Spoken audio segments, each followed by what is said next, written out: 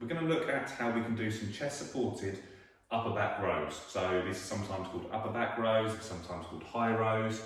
I sometimes call them high rows because the elbows are higher than they would be with low rows where you're working your lats. Sometimes called rear delt rows. They've got a few different names. Essentially the same movement.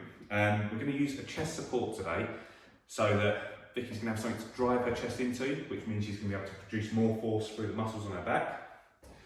We're going to be using dumbbells, and we're going to look at the end of this at the way that we can make this a more complete challenge, and how we can extend the set slightly, but there's no need to.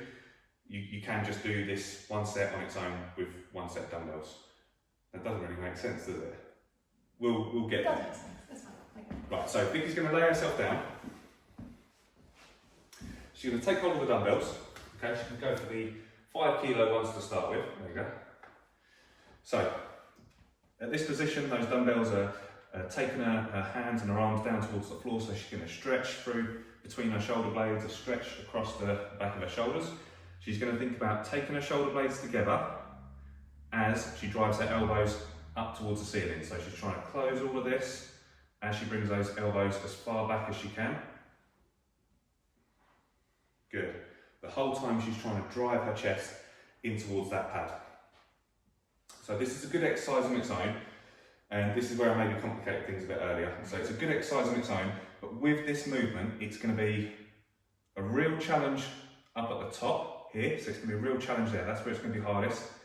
And then at the bottom, so here to about, go for it, there, isn't going to be too hard. So that's not going to be overly challenging, that bottom part.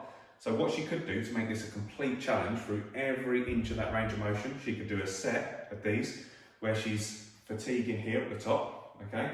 Once she's fatigued there at the top, then she can move on to some heavier dumbbells.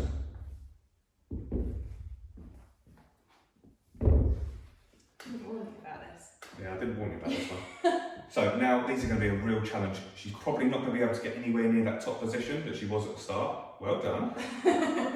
But that's going to be an ample challenge for that bottom part of the range. So over the course of 2 sets, she's going to be working that entire range of motion and overloading that entire range of motion. I'm done now. Yeah.